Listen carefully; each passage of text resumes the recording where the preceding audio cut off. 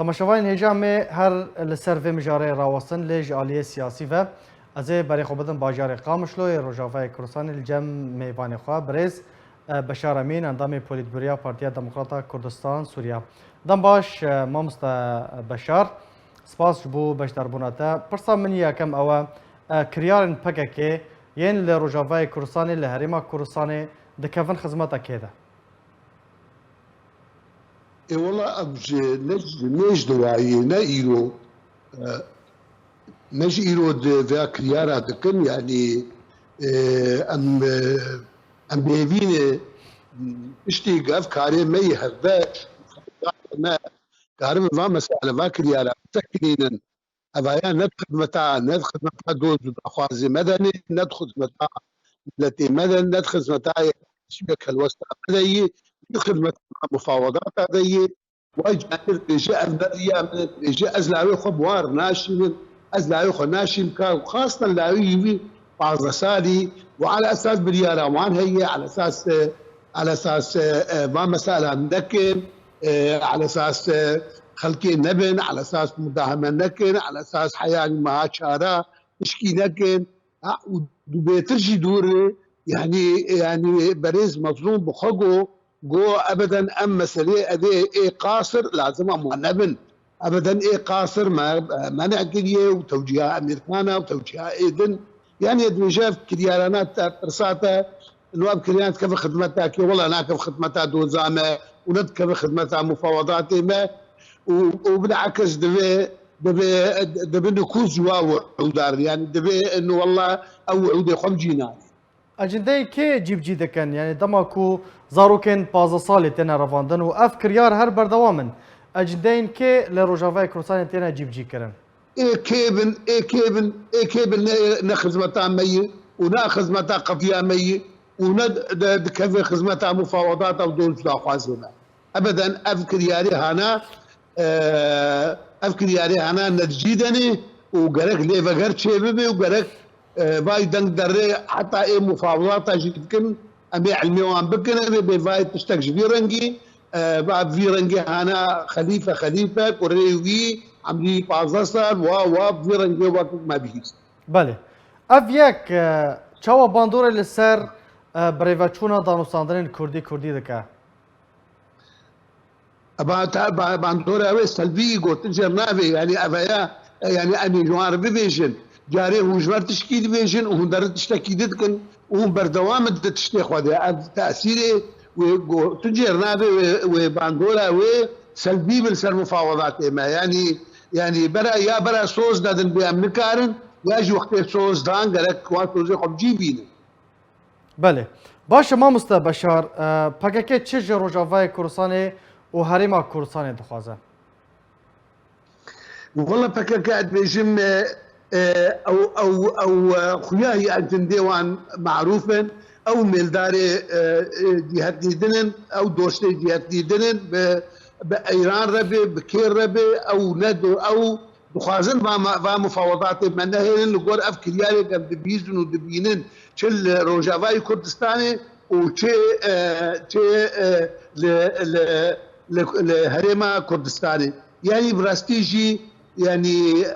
امجي يكجو دوزي مي يكجو داخوازي مي انه اف دستيفانات و مسالات تنبي ودستيفانات دنا ما هو كردي سوري تنبي ويكجي برزغريكاي انه ام جوان ببيزن وان ببينج دستيوان ببينن دستي فان كاميرا جنام بكشين يعني بلا دستيوان ندنا مدبي امي كارب كاري خبري بن وام محتاج كسين وقتك وقت انجمان وقت بارتي كان بهبر مفاوضات امي كارب كاروباري خو سري ببن وامي كارب بيش باشه اگر سينورك نه داين در انجام وي چبن اي والله قد سينور دانين او لو مجوانه يعني ام جوار ديشن بهبونا بككي دناب مد دناب دري هاناد هنقو وان بده والجور تشتي وان بكن يعني نحوجي ام خبر بالتعبين ناهل المفاوضات هرسلي جوان حتى بناهل المفاوضات هرسلي ناهل يك رئيسيا كرتي بي ناهل يك الوسطى كرتي بي ناهل برنامجك مشخور ثاني ام بترقي بكن نائلا هرسري يعني أن جوارب بيجن تعبان ما بهبر فالا يعني وقتي هم بين دستيفانا هني لنعمة باشه نها چه جوا تخواستن چه تفگار کردی تخواستن والله جماعتي خواستر أفي مسألة باش جوان جيب بيجن وش أمريكان جيب بيجن يعني جيب بريز مصدور نمريك شخد مفاوضات أدوي بيقوتن نمرد جي أمريكان جيب بيقوتن أو راعي إنه أبجى ميرانا باي حطاني آن هاجي هيك ليه وان دستي وان فايدنا مثلا فيرنجي يعني قا فيدكن قا فيد يعني يعني با مسألة زاروكا ببن إيكين حج دستال أفيا على أساس أفنبي دور التدخلات شوني هريمي دي أقنين دي أفيا ولو بلكي نكاري ما أقنين كار بيتر دفاع خبكن لإيجاد جي الجماعة مسألة يعني بس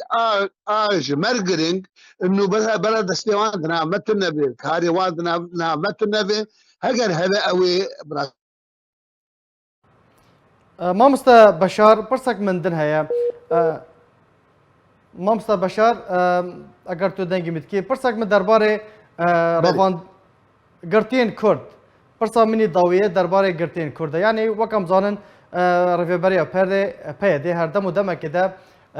گرتین داعش سربس بردن گلو گرتین کرد ماترسيا وان جين داعش مازنترا حطاكو ين داعش سربستنا بردان وحطان هاجي اي كرد شارنفيسا وان نديارة افرز قالك جوان ببي وقالك نبس جوان ببي بالثاني قالك جوان ببي ذناب ملد ذناب خلقي التلفزيونك فكري بخلقش ببينن جوان بي قلت انه يا اخي ما خطره فان مختطفين ما معتقلين ايه الجمالي خطره وان بيترج داعشي وهو داعش قش بردان ما هو فانا كما حطاني ايلو وهو شارنويسا وان جمرنا قوتيه جمر حطاني انا هاد دو انسان تشتي وان بيان كرني اوجد علينا ديب واد ابراهيم وامير حامد ايه تبدي نلجا مانون نظام شو ما نظام شاواكي وما لجناك شيء كذي كون يازن وان نباكل ابدا يعني حطاني انها مساله معتقدين شوي رزقريكي ما بوار قال لك سركه انا سيتل دور شبو معتقلين وادي موضوعي دستي فككي قدنا مدي ومساله تعليميه يجي هي ومساله عقد الاجتماع يجي هي ومسائل تجي وكي تجي مسائل هنا براستي لكاريما بهفره وبردوام ان شاء الله كاريما بهفره بهفده لاقم شوان خواستن وان تشتي صوت زدن وياب جيبين انبيات خواستن شو بله گلک سپاس مامستا بشار امین اندام پولیتبریا پارتیا دموکراتا کردستان سوریه پدکسه گلک سپاس جبو بشتر بوناته